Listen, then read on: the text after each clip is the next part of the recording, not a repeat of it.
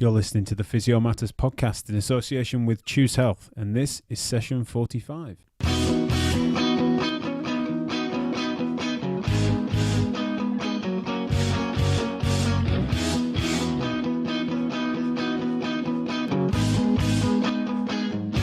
Welcome back to Physio Matters. I'm Jack Chew, and this month, interestingly, we've got one of our podcast team on the other side of the microphone. I'm joined by Rob Tyer, who you'll have heard.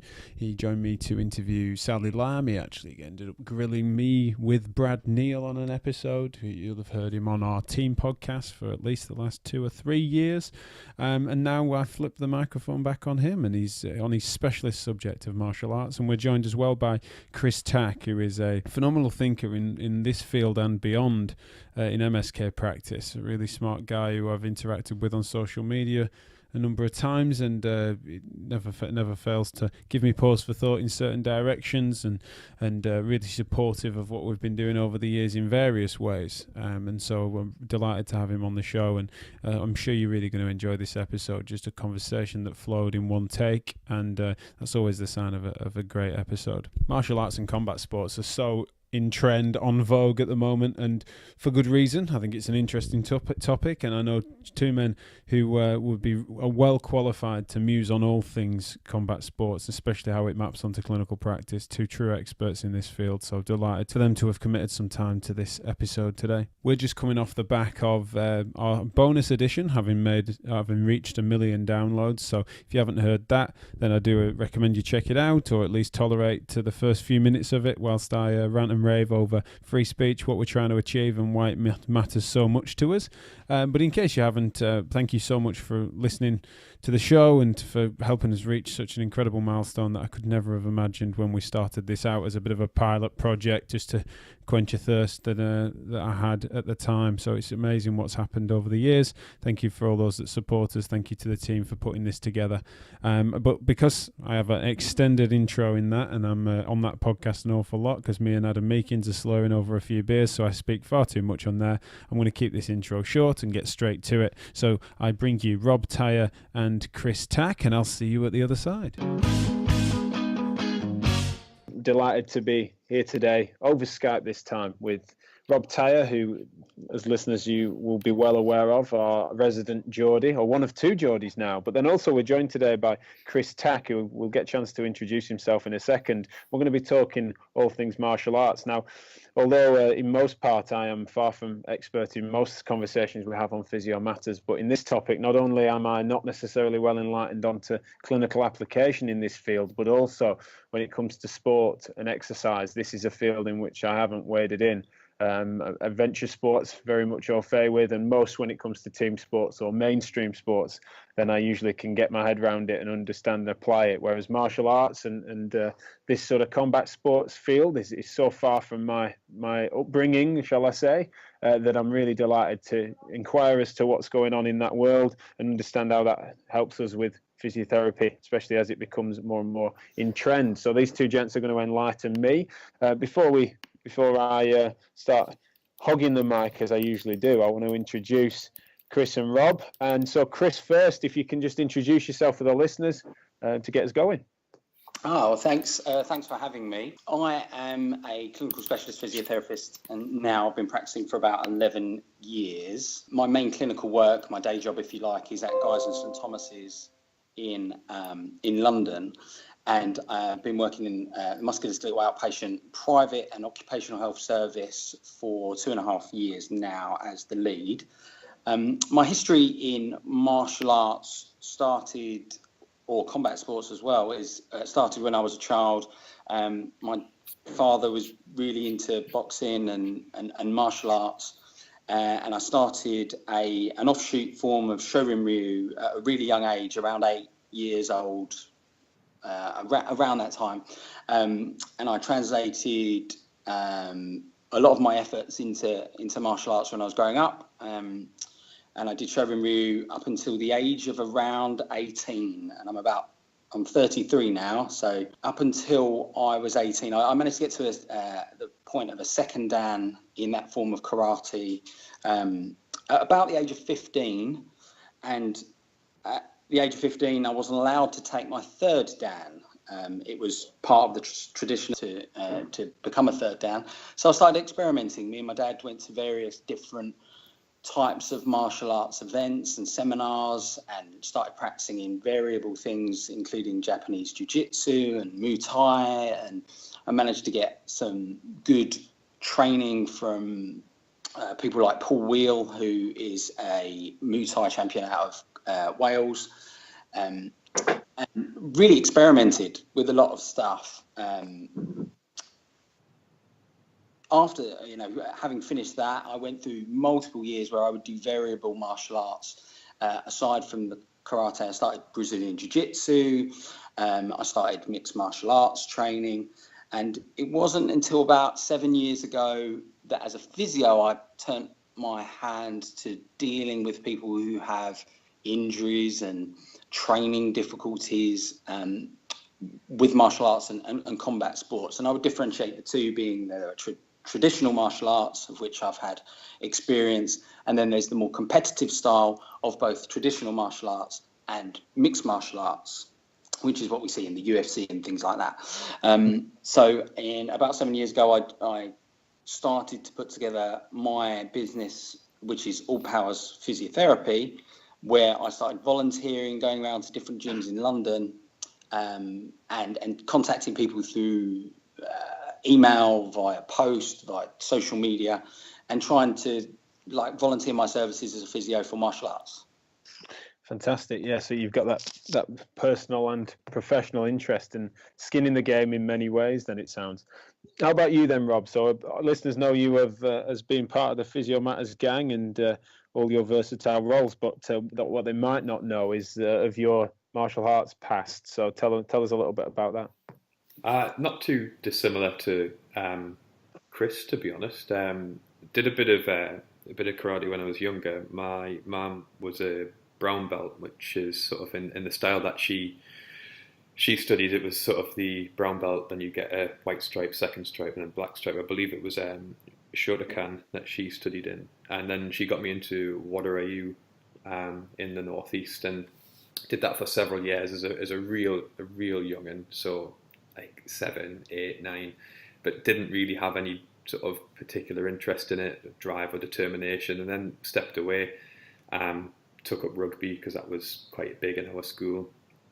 Was particularly poor at rugby, and then at teenage years, about 15 years old, stepped into Taekwondo, WTF Taekwondo. So there's two styles.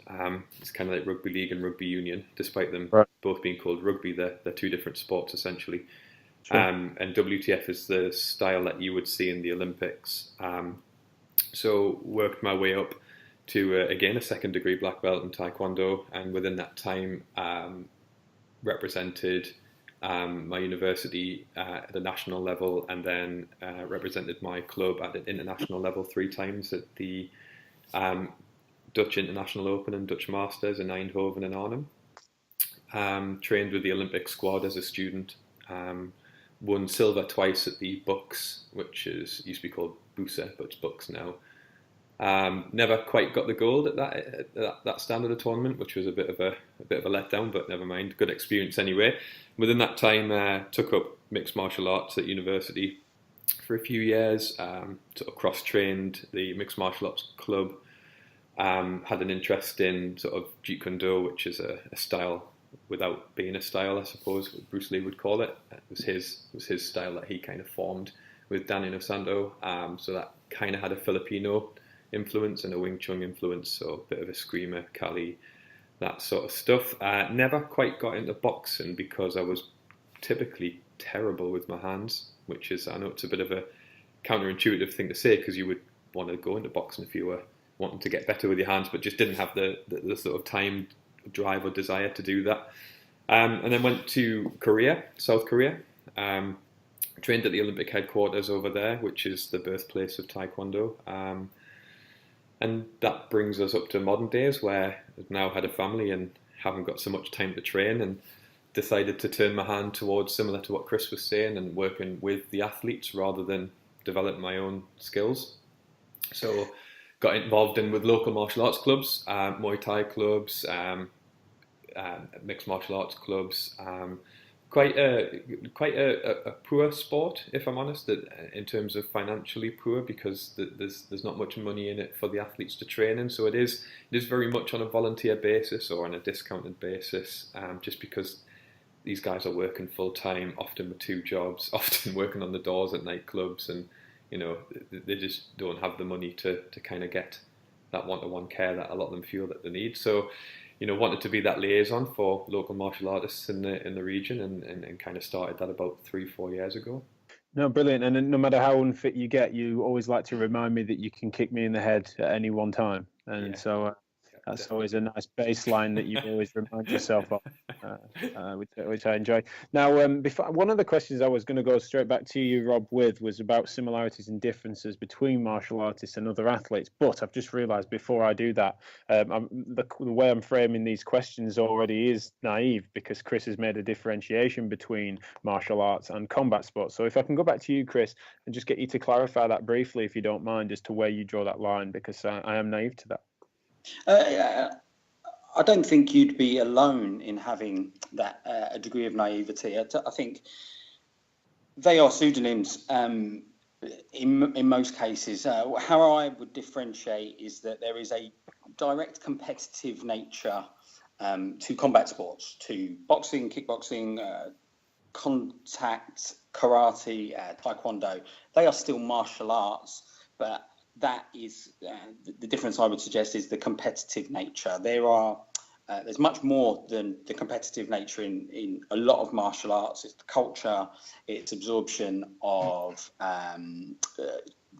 distinct lessons like discipline, and I guess they're the key differences. And each specific martial art stands alone, but it becomes a combat sport when we're competing. Right, that makes sense. Anything you want to clarify on that, Rob, or is that a good definition for me to work from? It's a good place to start. I think the differences with the combat sports is that the traditional martial arts are just that. They have a tradition and they're based across hundreds of years, whereas your more sort of popular combat sports are quite young by comparison, and there isn't so much tradition involved in them. There's not so much in terms of the bowing to the senior member, the sort of grading and the ranking in terms of belts and things like that. And it is just a bit different, and it certainly seems to attract a different sort of person to each one of them, which those lines are blurring more and more nowadays, especially going from the days when the UFC was known as no holds barred, to now where you get people with respectable backgrounds, for want of a better phrase, training in those styles of martial arts. There is quite a big difference, and like Chris said, you would be forgiven for not knowing the difference between the two of them. And I think that the cultural and the sort of centric circles around the actual acts of fighting, I think, is going to be something we'll come to touch on. So I'm really interested to delve into that. But to go back to the question that I was planning to ask then, Rob, which was the similarities and differences between martial artists, combat sports athletes, and other athletes. Then, can you just help me out with that, because there does seem to be some distinctions there. I suppose there are some distinctions in the sense that, with the exception of things like rugby, most people, when they go out to do sport and recreation, don't expect to get hit, and that's one of the big things that you then expect to do when you take part in martial arts.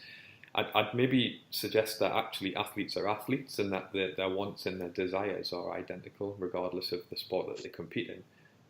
Everybody's looking for that 1% to get that bit better. Everybody's looking for that glory in terms of competition. They look for the fitness gains, they look for the camaraderie, the social side of things. So I think there's some massive similarities across any athlete, but the differences come, I think, when, and I suppose I probably get people who do triathlon, cyclists and marathon runners countering this on Twitter, but you go in there with an expectation of, I'm going to be exposed to a level of discomfort that the average person might not be comfortable being exposed to. And a level of risk, is that part of what you could add to that mixer? You could, and I think maybe we'll talk about this later. But I generally have the same conversation with a lot of people, and maybe Chris has had the similar conversation whereby when people look at the UFC or mixed martial arts in general or Muay Thai, and they're saying, "Oh, it's brutal. It's really, how could you go in there doing that?" I think, well, it's, and this is where you can call me out on my lack of football knowledge, but it'd be the same as going up against like Messi if you're a Sunday League player. The difference is that you're going to get embarrassed in terms of skill, and if you did that going into martial arts, you're going to get hurt. Whereas they try and match people for skill levels, experience levels, weight, that sort of thing, so that the likelihood of being hurt is reduced. You know how to move out of the way of a strike. You know how to roll with a certain submission. You know how to counter it. You've been conditioned because you've had X amount of years under your belt. So I think that's the difference in terms of, there's a risk of getting hurt. Of course there is, but there's a risk of getting hurt when you walk across the street. So I think you can mitigate that by proper preparation. Preparation and training and sensible clubs and the ethos around it, no doubt. Now, big one, the sensible clubs. Right, yeah, no, sure. Now, you're describing a massive similarities with some important distinct differences, but generally speaking, you were saying, generally speaking, you've got this functional goal that someone's trying to achieve, and the sport and the discipline maybe isn't as relevant compared to the similarities. But Chris, what do you feel in terms of similarities and differences? Anything you'd like to add? Well, yeah, I think Rob is spot on that there are some similarities in the ways that he describes. I would also perhaps delineate and say martial arts as a group is very homogenous, and in fact it's dependent upon personal variability of techniques like preferred, and dependent upon style. So if we group everyone as martial artists or combat sports as all the same thing, I think we're missing something. And there are certainly similarities in some specific martial arts to other athletic events. There are some that require more power, some that require more endurance. There are metabolic energy system differences and preferences across styles. So there are certainly similarities if you group the martial arts into separate categories, say. So your striking arts, and in between that you'll have boxing and kickboxing and taekwondo and savate and loads of different other styles, and how that person will present to you as a patient. Additionally, there are injury risks which are different dependent upon style. So it's documented that Brazilian Jiu-Jitsu will have a higher degree of elbow injuries. However, they are relatively low risk in comparison to things like wrestling, or taekwondo has a higher degree of incidence of or prevalence of injury in comparison to BJJ. In an additional way, a full contact karate style will have more facial head type injuries. So there are definitely differences in how people will present to you, I would suggest. No, that makes sense. Now, just to round on the differences between, say, because you're absolutely right. We need to parse out the differences, and I think that's really important. I think it will be to my next questions about physio management of them. But if I was to say, in general sport, shall we argue that the similarities and differences between, or the marked change in difference between in archery versus in rugby union, do you feel, I'm stretching it to say that would be under the same category, but I'm picking to say Olympic, not Olympic, is it? Rugby union was a bad example, but generally speaking, to mainstream sports, shall we say, there's a marked difference there. Is there as much of it, could I find as much of a stretch between those two disciplines within the world that you're talking about? I would suggest perhaps if you're talking about a martial art which is non-competitive versus one which is competitive, that would be the main stretch, I would say. Sure. Right. You're just doing boxercise, and that's a watered down, I would suggest, but a form of boxing. And boxing is a martial art. If you're not sparring, if you're not competing, Sure. then they're very different. Yeah, no, that makes sense, I suppose, doesn't it? Yeah. No, that's lovely. Now, to move that, I want to play the same question. So we're comparing non-contact sports to combat sports, and say, what about how the similarities and differences when it comes to how that person might present? Now, before we get into sort of specific examples, but are there marked step changes in how we would go about assessing, treating, and managing those differences? So, from my perspective, there are a few things that we would take into account. The removal of a martial artist or a combat sports athlete from training has been documented to elevate their risk of anxiety and depression, which is very similar in a lot of sports. If you can't do the sport that you love, then you have a higher incidence of these type of psychological constructs. However, it has been actually runners and martial artists have a higher incidence of these things than perhaps some other sports, a tennis player who can't play tennis, for example.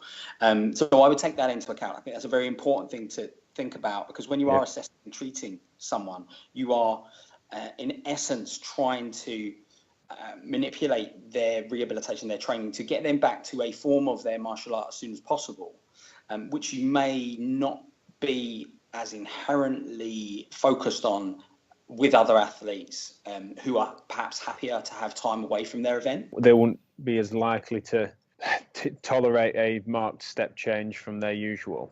Absolutely. Yeah, okay. Absolutely. No, that makes sense. Anything else to add on that then, Rob? I'd in the most non-judgmental way that you can, I'd maybe want to know why that person's doing the martial art, because a lot of the time parents push kids into certain martial arts because the kid's getting bullied at school, or because they live in a rough estate and they want the kid to be able to defend themselves, or actually they have been attacked and that person as an adult has made the decision to enter into a sport or an environment where they can learn these self-defense techniques. So I think sometimes, not always, but some martial artists can come with some of that baggage that you've got to be aware of. And this is an overtly generalization, but if you look at the sort of top level combat sports, not the traditional martial arts sports, but they've often come from lower socioeconomic backgrounds. They've had lots of trouble, maybe running with the law. Certain people tend to gravitate towards certain sports, and I think you just got to be mindful that why are people doing that sport? Much like when you interviewed Tom Goom about running. He said that I am a runner. It's not I do running. It is more of an identity for that person. So I think we've just got to be mindful with that. And so that just ramps up that importance of what Chris said, where you make a note of that and then make sure you're aware of the consequences of taking that person away from their sport, and the importance and urgency to get them back doing what they feel is part of that, intimate to their identity. And also what you're saying is helps them regulate their emotions, perhaps. Am I summarising fairly well? There's a bit of that, bit of column A, bit of column B. I don't think that's vastly different from a lot of people who do sport to a competitive level. I think oftentimes there's reasons why they're doing that sport, but I think maybe the reasons in martial arts might be slightly different. Say in running maybe it started as a weight management and then ended up becoming a passion. Yeah. Now, Chris, if I may, I personally would feel like I maybe would be unfairly stereotyping if I was to think that if I was rehabilitating a combat sports athlete as best I could, clumsily compared to you guys, no doubt, but if I was to then sort of even perceive rather than verbalise the fact that if I don't get this person back to boxing, then they'll be punching walls soon, is that an unfair sort of slur on their character if I was doing that, or is that actually in some circumstances a legitimate thought to be thinking? Perhaps a tiny bit unfair. I think that would be too stereotypical, but it's more around the investment in the pursuit. You tend to see people that have done years and years of training to become a competitive martial artist because of the very real risks that come with competing. You don't tend to find many off the street amateurs doing this thing, competing straight away, because there are significant risks. But then that kind of investment in the style and the culture in the martial art actually then leads them to to be perhaps more motivated, to perhaps have more of their self, kind of channeled into into the sport. And I think that's what I'm more getting into, that people can lose their sense of self, can become lost, can become just low, unhappy, because they've disconnected from something that they spend so much time doing. And thus attributing this injury and then the disability that can follow it to something that really does start to influence their life down the track. I've certainly met plenty of people like that will attribute certainly sporting injuries and combat sporting injuries to things that were the start of a snowball that keeps rolling. So no, I think that's a really good point between the two of you. Now, I want to move on to what I consider me looking in. I sort of wonder when I've looked into these things and crossed into this cultural world of combat sports and martial arts that intrigues me, but I admit, so naive to, is it seems to be one of the only industries that can rival healthcare when it comes to pseudoscience. And I don't know if you'd agree with that first and foremost, but is that relevant to how people then perceive it when it comes to that bridging the gap into healthcare? Does it seem that we've got to be extra vigilant to the nonsense that's out there? If I go to you first, Chris. Yeah, I think you have to be. You always have to be vigilant. I think there is a little bit of this which is underpinned by the link between a traditional martial art, and the cultures that they come from. Many come from Asian countries. There is connection between, Far Eastern medicine and Chi, and the links between that and the 1-inch punch from Bruce Lee, and the fact that in Karate Kid, Daniel-san gets healed by Mr. Miyagi, who rubs his hands together and places them on his wound. I'll not have a bad word said about Pat Murray either, Chris Tack. Yeah. And so that's one part. There is that pseudo-scientific examination of martial arts and its techniques. I mean, there are mystical martial arts films that are very popular in Japan, always have been. The other side of it is that there are real people who have expectations to get better and get back to their sport as soon as possible, and they use any means necessary, and that means what we would describe as silly techniques of fascial distortion and many other different techniques, I'll say, without putting that when you're dealing with somebody who has underlying expectations and beliefs, you have to explain things. You have to leave it open to them to make their own decision. But their paradigm, where they're coming from, is different in that they may very well have ingrained beliefs about certain things. Yeah, no, that's really, really relevant to their perceptions then of their, not just like we talked about before, the sense of self, but also their sense of what needs to be done to get them better. Just to emphasise Chris's point on that, I'd argue, maybe you'd agree, Chris, that the traditional martial arts side of things seems to be more heavily ingrained in the Eastern philosophy, more so than the more combat sports, and which seems to have more of a Western influence. So, I mean, I'd maybe subcategorise that and just talk on a N=1 basis, that when you go into a club, there's a person at the head of that club who is your master, Sifu, somebody who you kind of you bow to when you go in. It's very respectful, and what they say goes, and almost it's quite hard to get away from that guruistic, if you do this certain technique or rub tiger balm on it or do that, it seems to be their word is law. And if you can't help but absorb these sort of thoughts and processes, and it only comes from when you take a step backwards and look at it from a bigger picture that you start to recognise some of the holes in that. And certainly, again, I would just make that sort of comparison with combat sports from a Western consideration, that they're not too dissimilar to people like runners who will therapist hop to try and find that next best thing, that sort of magical technique that will get them back onto the track or get them back into the cage or get them back into the ring. And again, like I said before, looking for that 1% so they can get the psychological one over on their opponent before they get into the, essentially going into a position where they've got no one to kind of rely upon but themselves. Now, for the listeners, do we need to therefore, us and the listeners, be mindful if we're going to start wading in with opinions and I'm sure elaborating our position on certain things that might be go counter to said guru master that's in there?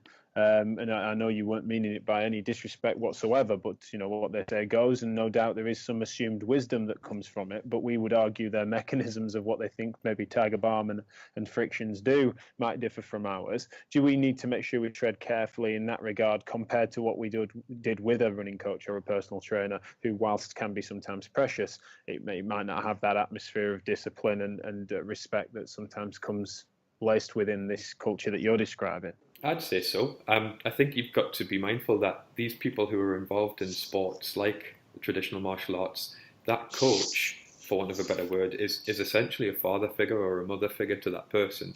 And just like we were encouraged not to sort of absolutely tear apart the previous physiotherapist's effort with the person in front of you. You certainly don't want to go charging in and going, what you've just been told for the last 10 years is absolute nonsense, and as a result your world belief that you've built your foundation upon is untrue. And I think you do have to be mindful about that, and certainly I know I'm making the distinction that sort of more Western combat sports, that there is a real camaraderie in a club. That there's often talks, not necessarily about discipline, but there's often talks about people being loyal to clubs, and there is that sort of like brotherhood that because you do essentially sweat and bleed together. So there is that real strong bond between you, your mate, and your coach. So I think you do have to tread carefully sometimes. And loyal to disciplines as well, I imagine, loyal to certain styles or certain characters and things like that, which I've heard before. And even, Chris, if I bring you back in on this, I mean, I don't know if this all resonates with you, and feel free to disagree. I certainly know Rob doesn't mind, and I'd be intrigued if you feel that there's anything differs from that. But when you were introducing yourself, you mentioned some names. I mean, to some extent, it went over my head. I'm sure it doesn't to the listeners in the know. I'm sure it didn't to Rob. But in doing so, I imagine you were inferring, much like I might do if I was referring to a coach of other sports, is that there's something that comes with that. There's an inference of certain styles or certain techniques that can come with that. Does that influence physio management sometimes as well? I think it can do. I think it's our job to go out of our way to understand if we don't inherently understand what that means to the person. If they're coming in and they're saying that they are trained in a certain manner or they have a certain instructor, what that means for the person in front of us is the most important thing. And yeah, I totally agree with everything that Rob has said so far, in that we have to be wary of what messages we are portraying, and not directly challenging somebody's beliefs when we don't understand their position. I would totally agree with that. Yeah, it's far from you don't go into fifth gear and start mocking things and teasing things flippantly in those circumstances. Not that anyone would, certainly not the empathetic listeners that we have, no doubt. But if I was to say, do you feel that this stuff, I mean, I'm sure I can see how it had influenced the relationship between you and the patient, especially early doors. Does it tend to influence management down the track? Have you experienced in your practice back and forths between these sorts of ideas and blocks to, let's say, if you had a conflicting idea with not just the patient, but the style in which they've had success before, or the ethos of their coaches, etc. Do you bump heads with them any more or less than you would other athletes of more traditional sports, shall we say? I don't think it would be more, but I've been very cognizant with these types of clients, these types of patients, these people, that I would attempt to manage their expectations as well as I can, almost immediately. That tends to prevent any longer term problems. If they know that it's going to take this long, my prognosis for them is this long, they won't be competing for this long, but that I am on their side and I am trying to get them back, and we can do this, that, and the other, which is early starting of training. You do tend to keep them on side, I would suggest. Sometimes you have more difficulty when you mismanage that initial discussion. Sure, no, that makes sense, and that would make sense, as that it mitigates those problems. Does that resonate with you then, Rob? These things that they're interested in, and we need to be mindful. But if you can get on side, but like with many patients really, is that you've got more license to try and influence and alter beliefs and help them move together with you or alongside you if you were to get in there early and help them realize, as Chris said, you're on side. Yeah, definitely. I think it goes a long way to be able to empathize or at least demonstrate a slightly deeper knowledge of what their sport involves. And I'd argue that's the same in any sport. But, you know, a lot of the time you've got people turning up to clinic and basically they tell you what they do, and almost with the expectation that you're going to kind of, oh, well, I'm not sure what that is, or, you know, why do you want to punch somebody in the face? Or, you know, there's that misunderstanding of what that person does as a sport. So I think if you can demonstrate that you're on board early doors, you understand the nuances of their sport. Maybe you don't have to understand to the nth degree about technique, but you understand the nuances, the dynamics of their sport, the relationship with their coaches, and that you are eager to have them as the experts leading you through their treatment. Yeah, and that respect for their influence and knowledge that they can bring to that conversation is important, isn't it? You don't want to start dictating down because you truly do not understand their circumstances, and that's a pattern that we've seen through many of these podcasts before. Now, when I'm asked for tips and tricks in the world of sport, and I usually end up encouraging people to get to know the sport or sports that they're looking to work in, even if that's just for a weekend, because we get an awful lot of inquiries on that because of just certainly, if I go beyond me, but Choose Health's experience in dabbling in various sports as second and tertiary opinion stuff. That's often things we're asked, and a top tip I think is get on YouTube and start doing that. Now I'm going to assume that that's sort of relevant in this instance too, but does it apply to individual martial arts, so they need to understand the intricacies of the detail between these things, or is it more about going study and understand the martial arts game in general, or the combat sports game in general? If I go to you then, Rob. Yeah, I'd definitely, for the point that I just raised before, I'd encourage people to at least have a better understanding of combat sports and traditional martial arts. The difficulty comes when you're trying to understand the nuances of each sport, because people dedicate a vast amount of time to that one art. And that means that for you to go away on a weekend and look at a video and go, yeah, I'm up to speed with that, I know exactly what that involves, I think it's a bit tough. And certain arts are a little bit easier to understand. So, for example, I would suggest, because of my bias in terms of striking, I'm pretty comfortable that if you put me in front of another striking art, I can pick apart some of the nuances of that art. However, because my expertise does not lie in grappling, it would take me a lot longer, and especially in such a sport like Brazilian Jiu-Jitsu, where it's evolving a lot all of the time. So new techniques are being developed, new guards are being developed, the language is evolving all of the time. It's quite hard to keep up to date, and if you get out of the loop for 12 months, then you're quite far out of the loop. So I think it's art to art. It does vary. There's only so many ways you can punch and kick somebody. It's the setup that differs each time. Whereas with Brazilian Jiu-Jitsu, it is like tying knots. It's quite complicated. So I think it varies, and I think you'd have to dedicate a lot more time than just a weekend to learn the nuances of certain arts.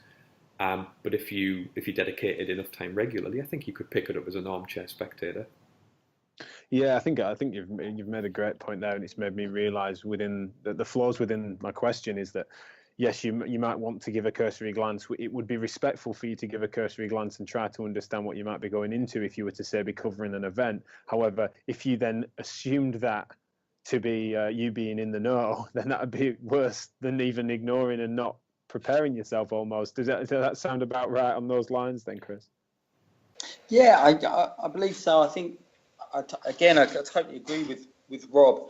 However, I would add there are transferable components of physical performance that can apply across all martial arts, and I would suggest it's in anyone's interest to be wary of these physiological kind of parameters, which I'll go into in a sec, in order to engage with your patient. So, for example, I would say stance, how you stand, posture, the position of your center of gravity relative to your feet, how you use your limbs, the speed that you use your limbs, the ability to be agile or plyometric and footwork. These are transferable things across martial arts, I would suggest.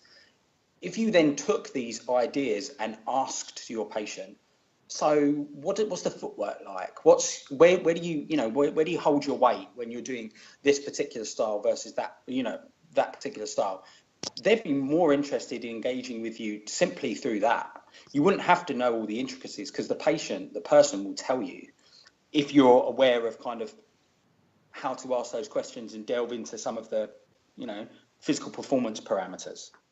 So they would, I'm sort of gauging that they would appreciate and be quite charitable if you came at them being curious. There's no point blagging. You want to just be inquisitive and interested, and therefore they will elaborate the positions, and then you can map that onto your current knowledge, rather than if you were to try and blag, it's not the right word, but sort of perceive that you understand it more intricately than you do. Is that how I'm gauging it so far? Oh, yeah, absolutely. And they will tell you, and they tell me, because I don't do every style. I've got a working knowledge of multiple styles. But I will ask a question around stance, and they will correct me. But they appreciate that you understand that there's a difference in stance, or that there could be a difference in stance. So I think that's a really powerful thing. If you do come in and you understand everything, then you're already a brother to them, as Rob says, and your work is done. That's very easy to engage with somebody. But that's a very difficult thing, and I would suggest for both me and Rob that it took years to have this working knowledge. No, for sure, and we needn't be complacent on that. Now, when you were saying about transferable skills in terms of application, so we want to give some insights as to physios as to what they can do with their current, we hope their baseline current working knowledge, which we can assume some top skills of our listeners, of course, compared to the wider community. But do you feel there are any real telltale things? So which skills are particularly versatile and useful to push into when applying it to combat sports? So I would suggest that the biomechanical principles of centre of mass, centre of gravity are quite important to be able to examine, to see. And I often would ask people, can you show me where you start in relation to a competition, or your go-to technique, particularly if that was something where they got injured. From that, I will think about movement and strategies for movement, which we would do for any sport, I would suggest. It doesn't have to be martial arts, but there are things around foot speed and agility. So if you are dealing with somebody who is a taekwondo specialist, and Rob, you can correct me if I am wrong, you're looking at a longer stance, I would say, than perhaps a boxer. Your centre of gravity will be held differently because you kick. You have a flexibility range within your lower limb, which is going to be greater than a boxer requires. But perhaps your connection, your force connection between the floor and your centre of gravity is going to be slightly different than a boxer.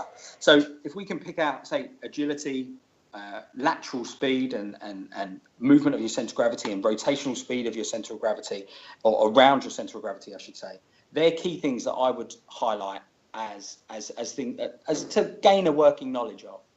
In regards to strength and conditioning, there's often an imbalance between technical skills and strength and conditioning, and in martial artists, people tend to do lots of technical training with semi-support by strength and conditioning principles.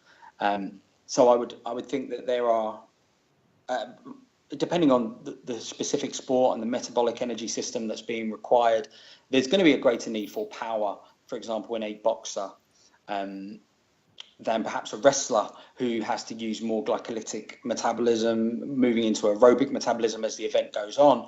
You'd have to work more on some of your endurance training parameters, but they are dependent on the sport.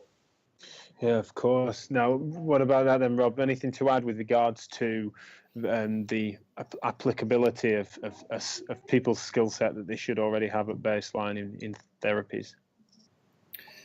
I couldn't agree more. Chris has kind of hit the nail on the head for me with regards to transferable skills in terms of physiological transferable skills. In terms of technique transferability, there's a lot to be said by not necessarily understanding the physics of biomechanics, but just knowing how it feels. So just knowing what it feels like to have someone take your centre of gravity, knowing how it feels to sort of move laterally, because we don't often do that in day-to-day life. You're spot on with Taekwondo. Is a longer stance than a lot of boxers would prefer to use, and you could almost kind of really boil it down in simplistic terms to, well, we have the agility from the waist down, the boxers have the agility from the waist up. Yes, footwork's important in boxing, don't get me wrong, but it's a different type of footwork, and it's also for courses, because at the end of the day, you're looking at trying to hit somebody with your foot and then get out of the way of their foot, compared to hit someone with your hand because your arm's a bit shorter than your leg. Well, maybe yours aren't, Jack, but it's just one of those things where you need to sort of take some anthropometrics into consideration as well. Yeah, I was going to say that in terms of it's important to have a cursory knowledge of what someone's capacity is in terms of needs, so their flexibility needs, which I think both of you touched on early in the conversation about the fact that Taekwondo is a great example in which someone's hip range and what they can do on long levers and flexibility is different to what the capacity is in Brazilian Jiu-Jitsu. I like that. I'm going to write that one down. Open it. That's the next frontier of combat sports, Brazilian.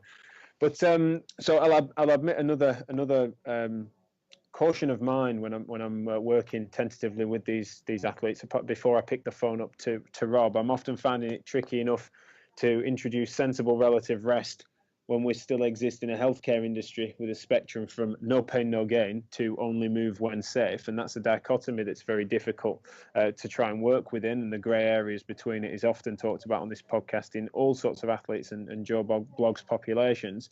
I'm concerned that pacing someone back to martial arts and combat sports will be especially tough when they're only in control of 50% of the variables and their competitor's core aim is then to hurt them. So what is it that I'm not understanding in that? Am I being overly concerned, or is it that there's an awful lot that comes before the act of competing that I'm probably underestimating there? No, it is tough. I don't think you're missing much. We are dealing with people who have an unusual relationship with both pain and being to differentiate, being uncomfortable. It's part of their chosen sport is to have variable incidences where they get hit in the head, or they get a bruise on their knee, or they get their joint yanked at the end of range. So they have an unusual relationship, and I think you could suggest that would lead them to more long-standing problems down the track. But there are risks to every sport. You know, if you're a downhill skier, the risk is represented by a patch of ice, and in martial arts there is a very frank risk that somebody's trying to strike you.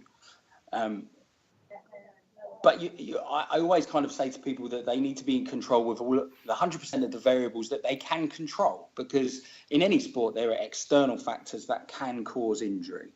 Does that make sense?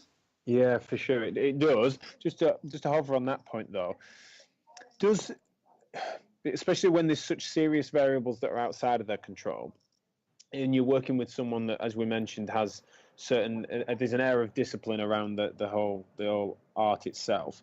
Does that sometimes make athletes quite neurotic around their problem and feel that they need to micromanage things that otherwise, yes, they're technically in control of? It's often hard to balance or spin all those plates, to use a metaphor. Is there that risk, and does that happen, or am I again worrying unduly?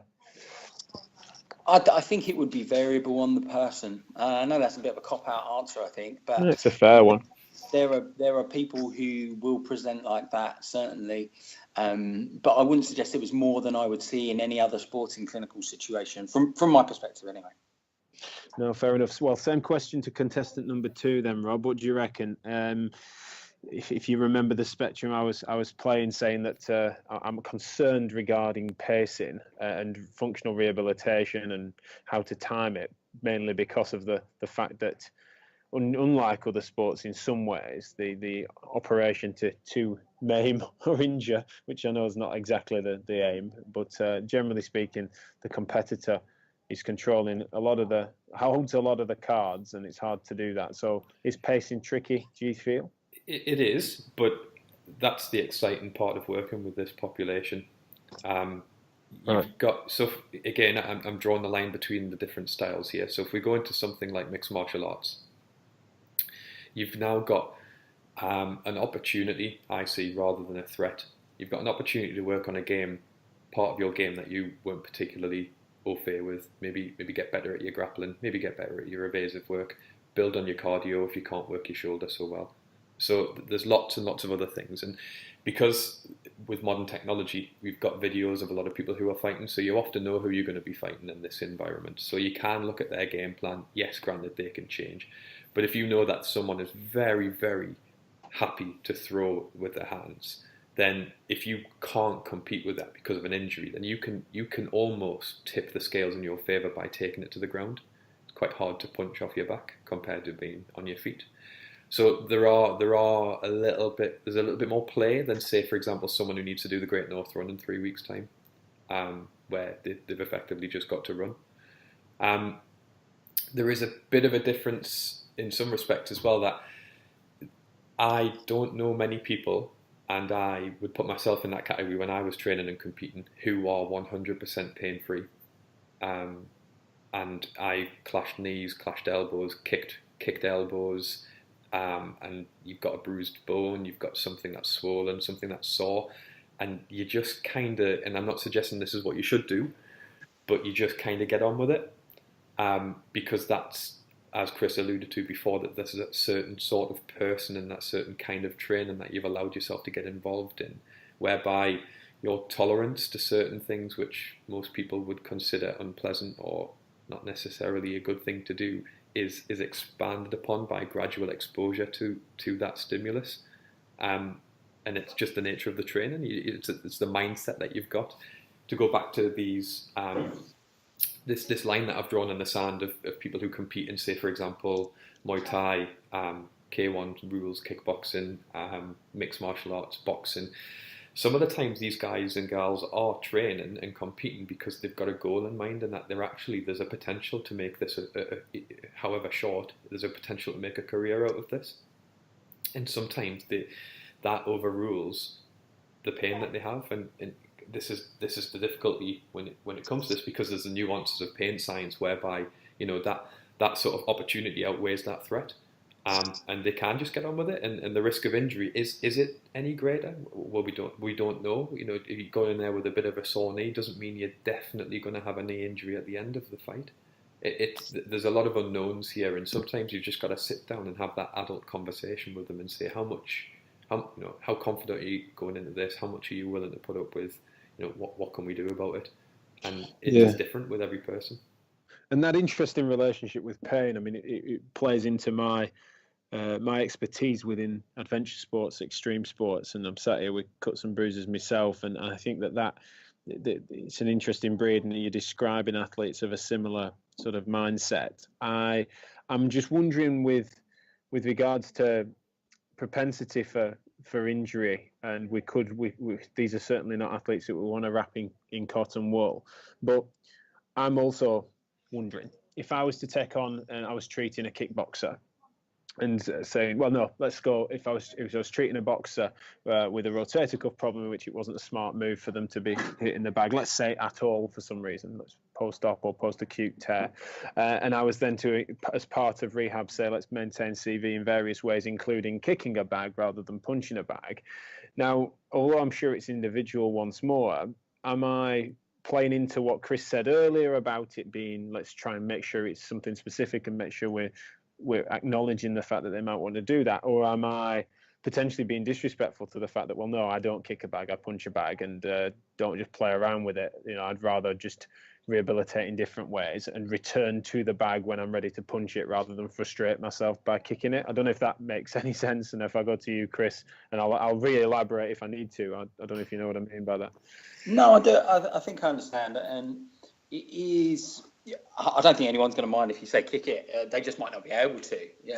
Sure. So you have to be wary of that. It is a little bit about identifying a path from where they are now, where they are unable to throw a punch, and make it very clear that you have a path to take them from not being able to throw a punch to be able to throwing a punch. So that may be through drills, that may be shadow boxing, It may be through semi-contact. It might be through a bigger glove and then into a smaller glove. You know, there are different variations. It could be speed. It could be the intensity that they're throwing. But you'd want to be able to map out that, because that's how you'll get that particular person on side. And I think it's about them understanding that, one, you recognise that this is an issue for them, that this is a big part of their sport. And you can substitute and say, okay, well, we can't do that. There are contraindications. There are real reasons that we can't do this. But let's do this, this, and this. And if you can be just as specific as you can with those things, I think you'll be onto a winner with that particular patient. And again, I'm sure just explaining and articulating it as best possible in a already working relationship is going to mitigate some of my concerns in that direction, I suspect. Anything else to add on that then, Rob, with regards to the pacing aspects? Because you've both adequately reassured me, which is helpful. I use the word worry on this podcast far too much, don't I, these days? But is there anything else with regards to when you're, let's say, climbing that ladder between where you are and where you want to be that we need to be particularly mindful of? Are there any particular rungs that are missing where you end up having to take the plunge? Because I know return to play is difficult in any sport, so I can only anticipate in these sorts of, in this game that it's even more of a jump. Yeah, we've got to also think that in a lot of these sports there isn't an off season. It's just there are tournaments and competitions pretty much every weekend anywhere in the country at any one time. And you know, how big is this tournament to that person? Is it something that they need on that step ladder for their career or their rankings, or, you know, to maintain funding for being a sponsored athlete in books? You know, lots and lots of different factors. With regards to the pace and stuff, I mean, maybe just to elaborate a little bit further on what Chris was saying, and to kind of not necessarily backtrack, but, you know, I've suggested that the mixed martial arts, you've got a lot more variability and variety with which you can say, you could then, with that case you were presenting, Jack, say, oh, well, you can go and kick a bag, for example. But there's just so much more you can do, even within one sport, which some who are not privy to the sort of the mechanics of boxing would suggest that it is quite one-directional. You just throw one hand and you throw another, but there's so much more to it than that. So, for example, using your example of a cuff tear, or let's say a labral lesion or post-surgical rehabilitation, this is what gets me excited. You know, great, right? We've got this opportunity where your shoulder is recovering. We cannot hit that bag with a lead left hook because it hurts your shoulder. Well, what we can do is we can drop your hand down to hip height and start doing some body work on a heavy bag, or we can do some, as Chris said, with a heavier glove, or, you know, we can put that hand to one side. We can work on head movement. You know, you can do a lead left jab if it's your right arm that's sore, and you can do head movement. You know, there's loads and loads and loads of things that you can do, but it's about, if you don't know that, then use that person as the expert and go, right, let's role reverse here. I'm the injured party. What would you suggest I did? Yeah, no, that makes sense. What do you feel capable of doing? And obviously that fits perfectly into what we know in terms of psychological strategies for empowering patients and letting them lead from the front, as well as sometimes guiding them. So, no, lovely. Before I move on then, Chris, I just want to give you opportunity. Is there anything more you want to add to that? Because I know it's a very wide-reaching question. No, nothing more. I totally agree with Rob. This is the fun bit. That is cool. Where, and I guess with any particular sports person, there are so many other things that you can encapsulate and incorporate into a sport-specific rehab. I often, you know, if you're a right-handed tennis player, I remember going to a talk with a physiotherapist who, I totally forget their name, so I do apologise, who was telling me that the main thing that they do is the lead hand throw for a serve is the first thing that they retrain.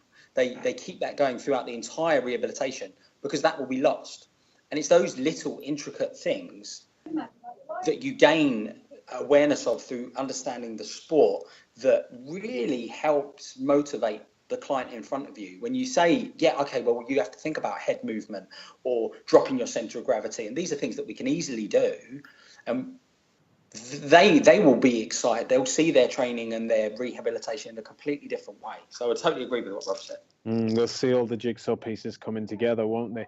That makes a lot of sense. I think one of the things that I can hear in your voices and And I can also sort of envisage how that maps onto my sporting interests, where they're creative endeavors, and therefore for us to be creative as professionals, I think will resonate with them, because whilst people can be inspired by certain styles, we're all unique, and there's nothing more unique than going into combat, no doubt. Just as I know when I'm racing down a hill on various boards or bikes, I think it's something that to be creative and to be yourself and to ride that corner as you ride it, and to be able to do that, if the person then treating you was to be creative with the rehabilitation and to show an understanding for the versatility of the sport, or for you as an athlete, I think that would really be quite a sweet spot. A bromance can emerge from that, no doubt. Yeah, I think a lot of people won't come to a physio, regardless of background, if they think they know what that physio is going to do with them. So they think the physio says, oh, just rest, or oh well, you can't punch a bag. Well, that's just the way it is. Them's the cards you've been dealt. But if you can just really overtly, you don't have to go over the top, of course, but if you can just go, look, this is a really good opportunity now for us to do some good quality foundation work with you. Well, we'll get you back up to speed. Most of the people, I can't really recall anybody who's just went, nah, you're all right. Actually, I'll just wait. Yeah, seeing injuries as opportunities, I think, is a great way to finish that little segment, because what I wanted to go to from there is that martial arts, and namely, if I was to say mixed martial arts, Brazilian, I'm doing it again, Brazilian jiu-jitsu, and then even, obviously I know it's mixed martial arts, but the UFC as a brand, all these acronyms are rather trendy right now. Which I suspect is good for fitness. If I look at the versatility of them and what I see of people coming in who are playing at these things for the sake of fitness, I think it's only doing them good. But are there any drawbacks? So, for example, I feel like it's an exposure to something quite new to a lot of people, and so I'm seeing people sometimes overdo it, etc. So I just wondered if I could go to you, Rob, first, what your thoughts are on that at large, and if you can touch on any particular drawbacks that you feel are important. Quite a lot, if I'm honest. Okay. So if we, again, go on that divide between traditional martial arts and the westernized branded martial arts of MMA and BJJ, from a traditional martial arts point of view, to become an instructor in a lot of arts, you just have to be a black belt and then do an instructor's course. You don't have to be a fitness professional.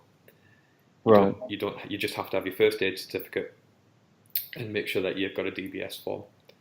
Now, me personally, I think there should be a lot more to that, and I've been out of traditional martial arts for about 5 years now, so maybe things have changed. So maybe I'm speaking out of turn, but certainly in my experience, there isn't that regulation in terms of, well, any fool can make you tired. That doesn't mean they're good at getting you fit. There's a real difference there, and then that kind of does cross over into the more westernized martial arts, whereby I remember the biggest surprise I had was coming from a traditional martial arts background, whereby you pay a license fee, you pay your subs and things like that in order to train, turning up at the MMA gym and asking the guy where were the forms that I needed to fill out, and there just weren't any. The forms do not exist.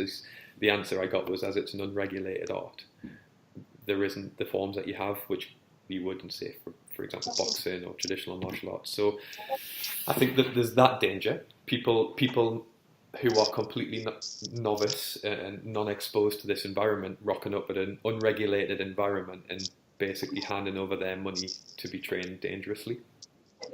That's one drawback that I certainly see. Right. And the second drawback would be, just expanding upon that, would be that this is no difference from the 30, 40-year-old lady or gentleman who's piled on a bit of weight as a result of having a family and just wants to get fit fast, so goes to a boot camp and does burpees until they vomit. They are going from nothing to something far too quick, far too soon, and it's difficult because unless you're paying for one-to-one coaching, which does exist in martial arts, you're often in a class full of 10, 15, 20, 25, 30 sometimes people, from 5-year-old up to 55, 65-year-old. And the wants and demands and needs of that individual aren't often met. It's a little bit of a blanket training regime. And I think that's sometimes where the danger comes through. No, that makes sense. And so, Chris, I'm sure you've others to add to that, because I think they cover quite a nice broad spectrum, but there are lots of different snags that we're encountering in practice right now with this, aren't there? Yeah, absolutely. And I think Rob's right to delineate. I mean, to put it aside, traditional martial arts is a fantastic thing for, I would suggest, anyone to go into. So you learn about new philosophy, you learn self-confidence, discipline. These are really positive things. But Rob is right. These things as sports and as arts are poor, and they do not have contact with health professionals, fitness professionals that can guide some of their training regimes. And I look back to some of the stuff that I did when I initially started training, and it boggles the mind that you could to do some of these things. But it's steeped into the culture, so you end up doing it. On the other side, when you've got competitive mixed martial arts, obviously there's a great degree of risk related to that, as we've said, and to do that half committed, to be involved in that for fitness in a way which doesn't, incorporate training very regularly before you compete, that's a danger to anyone who undertakes that kind of sport. I guess they're the two separations that I would have. I mean, there is a little bit more fitness related information and training out there for people who do mixed martial arts, particularly professional now. I would reference Tack 2013, evidence-based guidelines for strength and conditioning in mixed martial arts. Yeah, there is that. Yeah, and actually that's picked up, and these are being utilised particularly across in America, but translating over to our colleagues and people who compete professionally over in this country, that people are becoming more involved with strength conditioning, and it probably has a as good or better basis than other non-martial art or non-combat sports. But you don't know what you're going to get when you walk in the door, because it's not regulated in the same way. There are many, the term is mukdojos flying around for, it used to be karate and I'm sure taekwondo, but also MMA, where people open the doors, say we're going to do an MMA class, and then there are kids to elderly people undertaking what is a disciplined, very specific form of fighting for health, and so you have to be cautious of that. Okay, no, it's fine. I find it an interesting grey area between like complete cowboys just making things up, but also then I don't think I'd quite like the pretension over some of the puritanical stuff that might go on, where it has to be a certain way and you can't deviate from that book. Just for me personally, whilst I can understand certainly the latter has its place, and I'm not dismissive of that. I just mean, for me personally, if I went into somewhere, I'd want it to be somewhere between those two, where there weren't the pretensions or delicacies that I was going to offend some tradition grossly, but equally I wouldn't want a McDojo. I quite like that. That is part of the trouble, though. The McDojo thing is such a big problem. I don't want to derail the conversation, but and I might very slightly. But we're talking about drawbacks, mate. So this is the place to do it. If you'd have hijacked one of the early questions, I'd have scolded you. But no, this is the good place. Yeah. So the difficulty I have, and if we take away the healthcare point of view, and this is a societal issue within the subgroup of martial arts, is that people go into these environments expecting, the whole white coat thing in medicine. You will do as the doctor says or the physio says, because they're in a position of authority. That whole authoritarian studies that's been done time and time again. So you walk into this dojo with somebody who's got a black belt around their waist, which is essentially only good for keeping their pants up.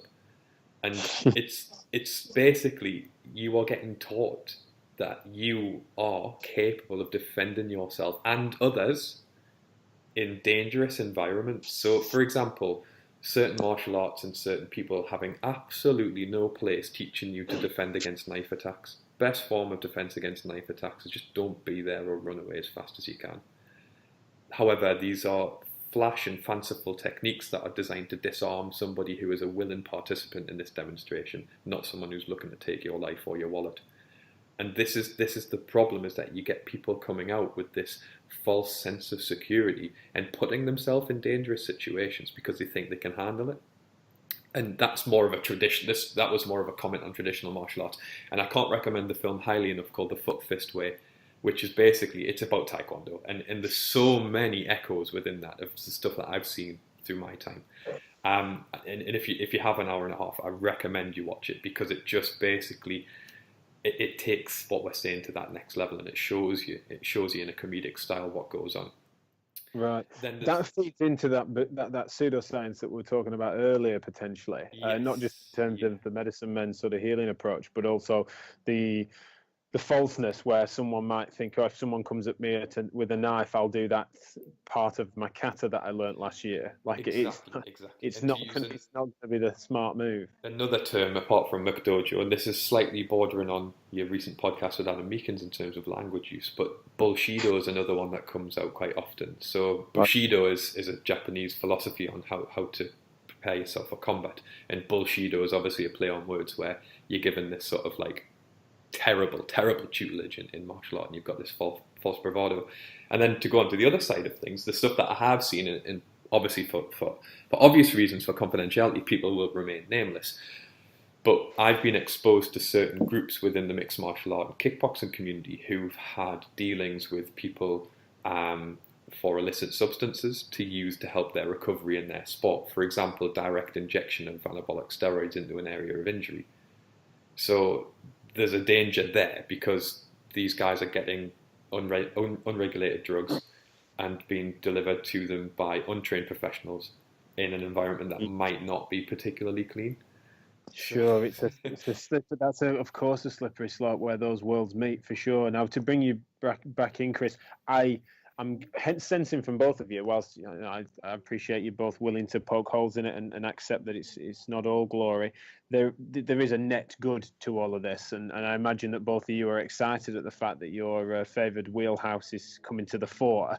Anything more to say on some of the drawbacks despite that? I would absolutely mirror what Rob has said around performance enhancing drugs and the link between perhaps our world and the gyms that we may frequent and we go to, because it's a real thing, and I guess that kind of links very well to the fact that you are going in there and you may get hit in the face and concussed, and whatever you can do is worth doing, but that's a very real thing that people have to be wary of.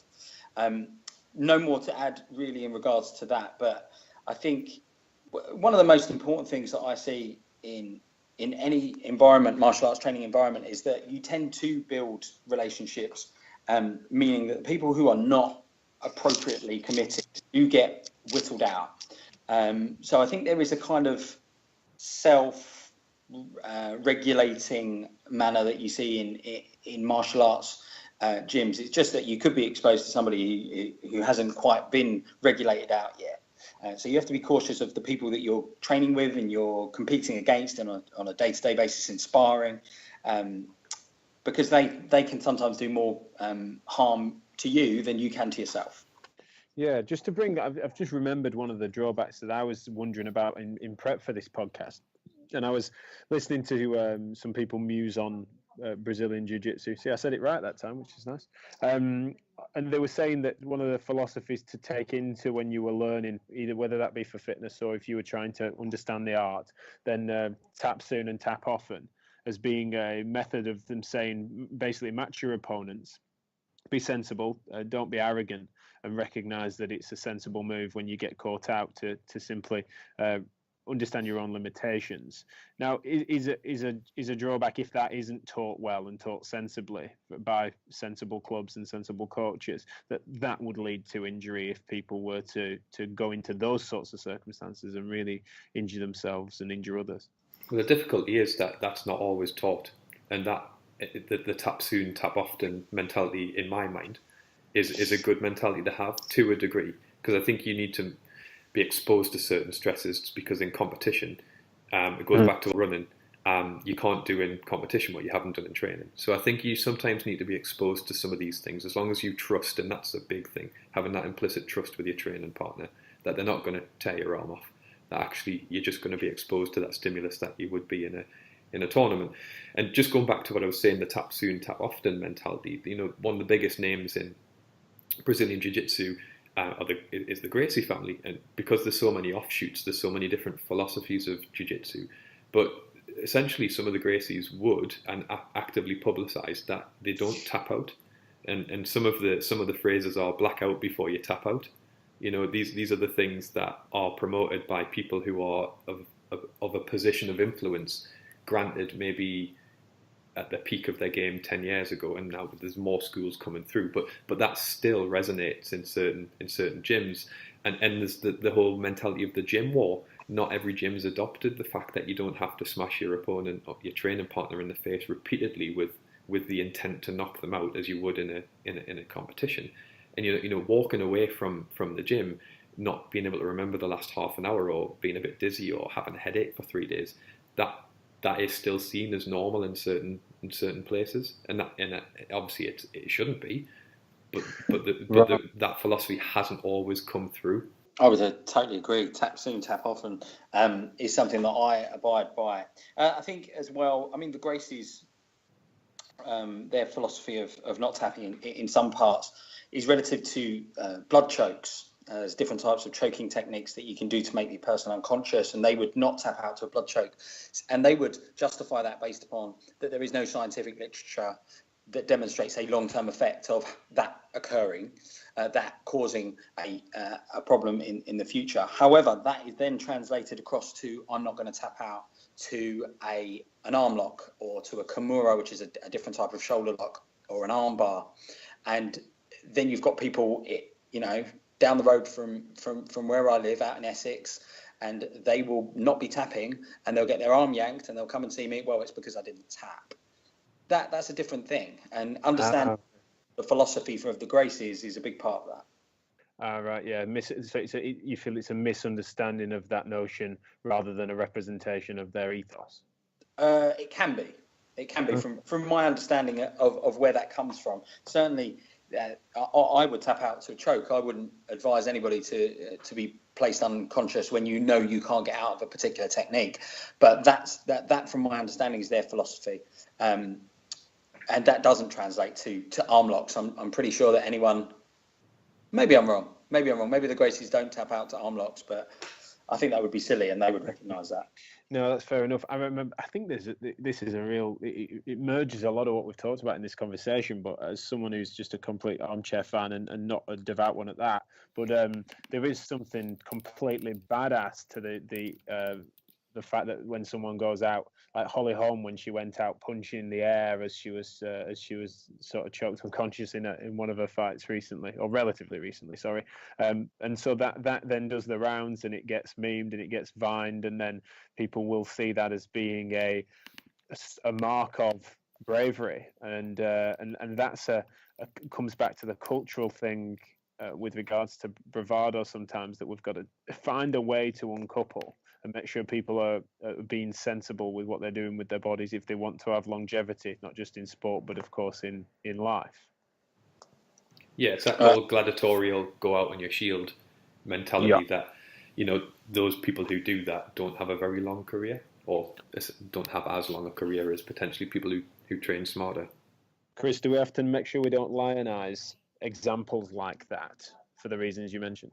Yeah, absolutely, because that would what that indicates is gameness and toughness, and that person is fighting to their last breath. But in reality, they should be fighting to get out of that choke and not throwing punches half unconscious. And I guess that's the key message, is that if you know your technique and you are in a bad spot, there is no shame with tapping out to any technique, because then you get to live to fight another day. There is no evidence currently that blood chokes can cause a long-term issue. There are no severe incidences of injury relative to that. But we know from healthcare that what we know now is not perhaps what we know in the future. And there may very well come out that there are long-term damages to type of techniques. There's a little bit of early stuff coming out that I'm aware of that it isn't necessarily just to do with blood chokes, as Chris rightly said. And this goes back to the when do you tap out, when do you continue to fight. But there's a difference between a blood choke and someone who's got their arm wrapped around your jaw because you're defending that blood choke, and because of the torsional forces that go through the neck. There have been a few case studies of people turning up to A&E with cervical arterial Dissection. dissections as a result of doing, well, that's incorrect, sorry, not as a result of doing the training, but linked causally to doing the training. There was some work that's been done. It's a funny one because I think I tagged Roger and Alan Taylor on Twitter about a world yo-yo champion who had an angiogram of their fingers done, and the yo-yo was wrapped around that finger. Now that's a completely different animal because that yo-yo has been wrapped around for a long period of time, and if you're hanging on someone's neck for that period of time, then vascular degeneration's the least of your worries. They're going to be dead. So so I think we sometimes, like Chris said, the evidence coming out may very well show something different in the future, and I don't think we can live our life with what ifs and buts. I think we've just got to go out there and enjoy doing what we're doing, but be sensible about it. Yeah, it's another podcast altogether for us to start thinking about occlusion and what that means for both training and in martial arts. And one of the things just with the patient who brought that Holly Holm example to me, and I knew what they were on about, I did explain that I doubt Holly Holm, if in preparation for that fight, would have gone out punching the air if that happened in the gym. So it was very applicable to that circumstance. If we were going to forgive it, then it might be in that prize fighter situation rather than in sparring. So that was my caveat. I don't know if you feel free to disagree with that, but generally speaking, it's at least putting it into its context. But thinking about it logically, though, if you tap early, you've essentially saved that energy reserve to allow you to do more training within that session. So if you instead decide to spend minutes fighting against that choke that you just cannot get out of, it's very, very, very energy demanding to do high amounts of isometric contractions, and then if you end up tapping a minute down the line, then you're going to gas your arms out, you're going to gas your energy systems out. You're much better training smart and going, yeah, you got me, get up, crack on, because there's certain things where you just can't tap out of, and that needs a good quality training partner. Heel hooks, you see quite a lot of these ACLs happen because they just go on so quick that the person involved in it can't tap in time. So you just got to be sensible about your training. Yeah, Chris, you were going to jump in there? No, just agreeing with what you said. And Rob makes a very fair point. There are reasons why certain levels of trainees, when you're doing Brazilian Jiu-Jitsu, don't do certain techniques, and that is the real risk that comes with practicing, let alone going into competition.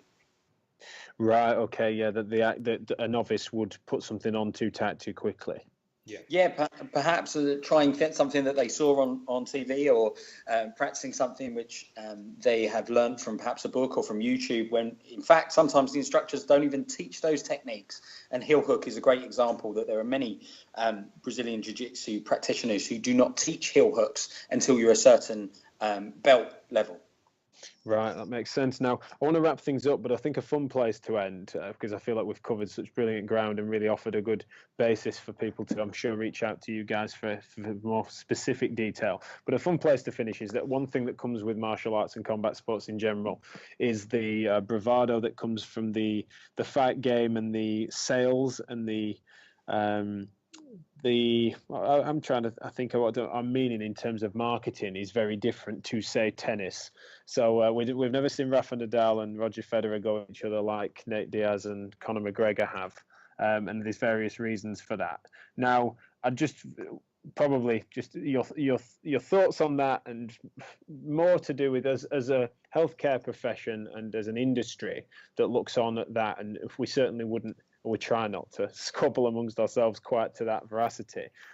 Is it something that needs to be taken with a pinch of salt, and need people do people that don't understand the industry need to give martial artists the space to fit into that culture that's always been around it? So if I start with you, Chris, on that one. I love it. I think it's great. I think it's a great component of the industry when we're talking competitive.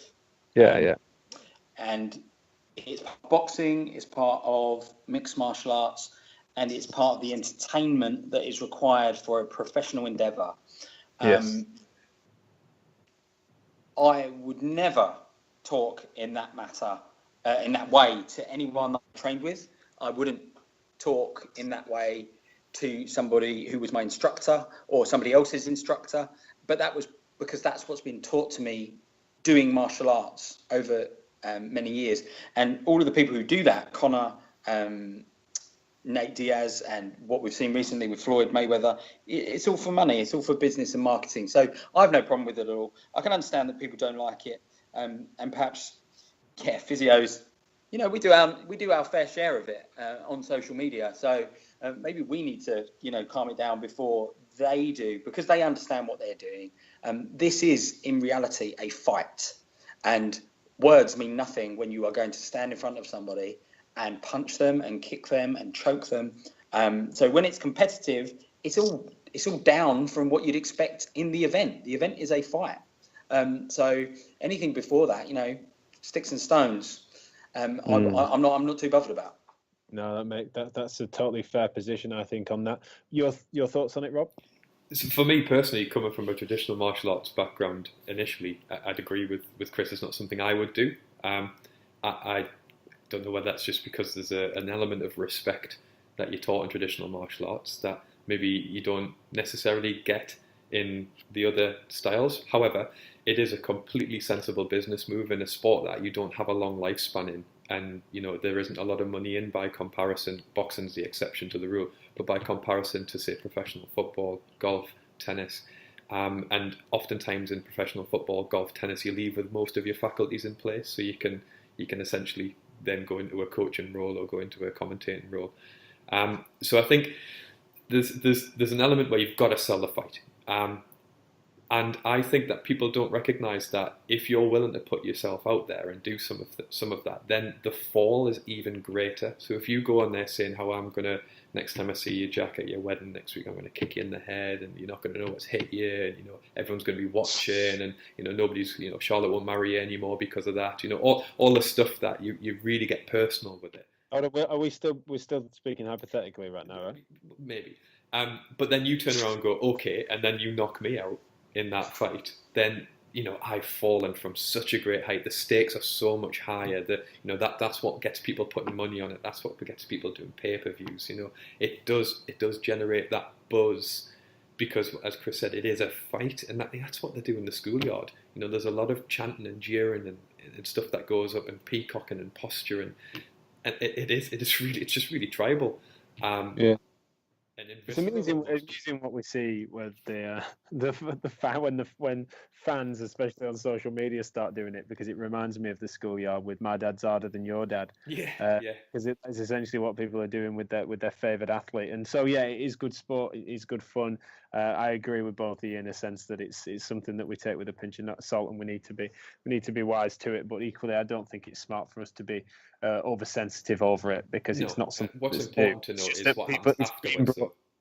Yeah, of course, and it's usually respectful after the fact, isn't it? Yeah. We see that with the most taunts that go back and forth. There's always a handshake and a hug, with mutual respect with fighters. But I think as well with physios, I think we've got no right to be oversensitive in that, because essentially it's something that's always been there, that's been brought into the light. And so it's not just because there's a light being shone on it doesn't mean we can't look back and understand why that is happening, and again give people the space to articulate it if they are in the know. And there's two people that are in the know in that. That's why I wanted to end on that fun question, because you've really covered some great ground with the clinical stuff. I'm sure that people are going to get a lot from it, and I thank you so much for your time. If we start with you, Chris, if you get anything you want to specifically plug, because I know that you do write in this area quite widely with My Protein and things like that. I've read articles of you on even supplement tips and tricks that goes beyond physiotherapy. So anything you want to poke people towards in that direction?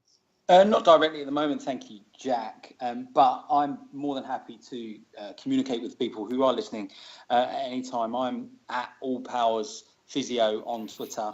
If anybody has cases, want questions answered around martial arts and combat sports, I'm always available. No, that's fantastic, and we'll certainly be linking you to some of Chris's resources, and also any top articles that these lads have either talked about or would recommend. We'll point you to them on the newsletter, and they'll be available on our Google Drive for free as usual. Now, Rob, people know how to find you on with regards to your work with Physio Matters, but just remind people of your Twitter handles and things like that, or anything you want to point people towards as we leave. I would point people towards Chris. in terms of the work that he's done. He's done some great pieces. He's been kind enough to share them with me. They've been invaluable in brushing up some of my stuff that I've done in a sports science degree, and then kind of you don't get into so much when you're a physio. But it is a very, very valuable read to have a read of at least two of the articles that I'm aware of Chris has published. So I would point you towards him. And if you want to get in touch with me, more than happy to talk and chat about martial arts and give a bit of back and forth about potential avenues for training. Consult. I'm happy to take a private message if you don't want to do it in public, and we can have a telephone call as well, or a Skype call if needs be. Brilliant. That's great stuff. All right, thanks a lot then, gents, and thank you so much for your time today. I really appreciate it, and Rob being on the other side of the microphone for the first time, which is interesting. So thanks for your time, guys. Thanks, mate. Pleasure. Thank you. And that was session 45. To think about that, don't I? I'm not going to edit this. I'm too lazy these days. Too lazy. Getting complacent. 1 million downloads. You guys could give me a bit of room to move. Plenty of mistakes I've made over the years.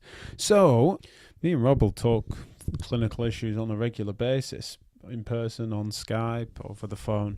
And so for us to do that over this topic, and then to bring Chris Tack into the mixer, who neither of us have spoken to in person or over the phone even, just exchanged emails, etc., and tweets many times over the years. I just think the conversation flowed so brilliantly, and I've really, really enjoyed it. I mean, I enjoy most of these podcast interviews, but particularly with this, I think there's some we have some real shared thoughts and values with people like Chris, and so I just when it flows in one take like that, I just think it's a phenomenal testament to the things that the cohesion that social media brings. I feel like, and Chris might correct me here, but certainly feels like I know him. I feel like I know what makes him tick, and the support that we've had from him and others over the years in this podcast is fantastic. So to bring him onto the show and for it to go like that, and I think you guys are going to really enjoy it. So make sure you let us know, as you usually do, across social media and beyond. Thank you for the kind words people have sent us, even in the week that the bonus episode's been out. Had some lovely emails in support, and people dropping us some donations as well on PayPal and on Patreon. It's amazing. I really do pinch myself. It's pretty special to us to have not just reached that milestone, but also just to have that continued support from the wider skeptical physio community, as well as I also enjoy the heckles that we get from certain episodes where people disagree with some particulars, or also the haters, shall we say, as well. The fact that they persist and try and catch us out on certain things is brilliant. It keeps us on our toes, and we really enjoy it. So thanks from me, thanks for the team. Huge thanks, of course, specifically to our guests, including Chris Tack and Rob Tyer, for this one. I hope you enjoyed it. Please do get in touch with them on their Twitter handles, as they said at the end of the episode, and we will see you next month for more Physio Matters. One of the team members being on the show meant he knows the delicate complexities of our cheesy sign out, so I don't need to do it this month. So I give you Chris and Rob to sign us out. You've been listening to the Physio Matters podcast, discussing physio matters, because physio matters.